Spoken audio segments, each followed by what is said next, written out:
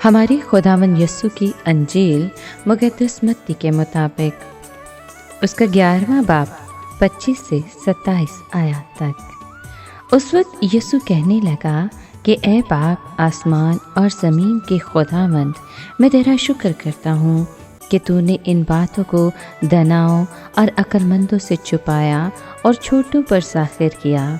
ہاں اے باپ، کیونکہ تجھے ایسا ہی پسند آیا۔ میرے باپ سے سب کچھ مجھے سونپا گیا، اور کوئی بیٹے کو نہیں جانتا سوائے باپ کے، اور کوئی باپ کو نہیں جانتا سوائے بیٹے کے، اور اس کے جس پر بیٹا ظاہر کرنا چاہے۔ پاک کلام کے پڑھے اور سنے جانے پر خداوند کی برکت ہو، خدا کا شکر ہو۔ عزیز دوستو، عالمگیر کلیسیا 15 جولائی کو بشپ اور معلم کلیسیا مقدس بوناونچر کی عید مناتی ہے۔ مقدس بوناونچر فرانسسکن طبقے کے 7ویں جنرل منسٹر اور البانو کے کارڈینل بشپ تھے۔ بے شک مقدس بوناونچر نے اپنی تحریروں میں کبھی بھی مقدس فرانسس آف اسیسی اور اپنی ملاقات کا کوئی واقعہ تحریر نہیں کیا، تاہم وہ اس بات کی گواہی ضرور دیتے ہیں کہ لڑک پن میں مقدس فرانسس کی بدولت انہوں نے ایک جان لیوا بیماری سے شفا پائی۔ سن 1257 میں بوناونچر کو فرانسسکن جماعت کا جنرل منسٹر مقرر کیا گیا۔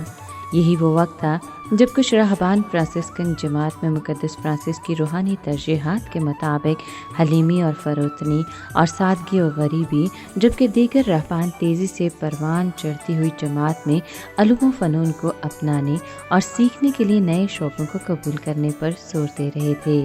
سن 1273 میں پاپا اعظم گریگوری دہم نے آپ کو البانو کا کارڈینل بشپ مقرر کیا، اور آنے والے سالوں میں آپ نے لیون کی دوسری کونسل کی تیاریوں میں پاپا اعظم کی بھرپور معاونت کی۔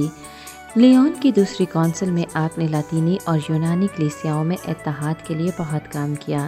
اسی دوران 15 جولائی سن 1274 کو آپ نے وفات پائی۔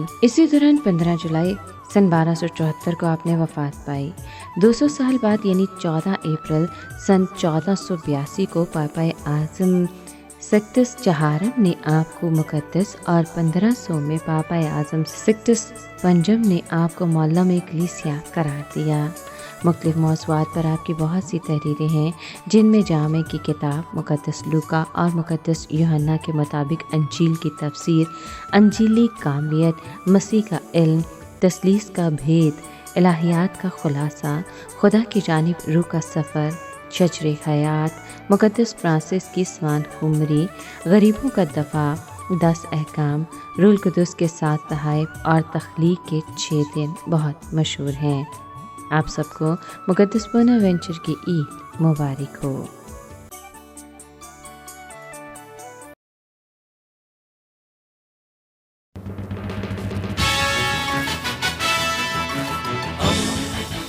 دوستی کا پیمبر، ریڈیو ویریتاس ایشیا۔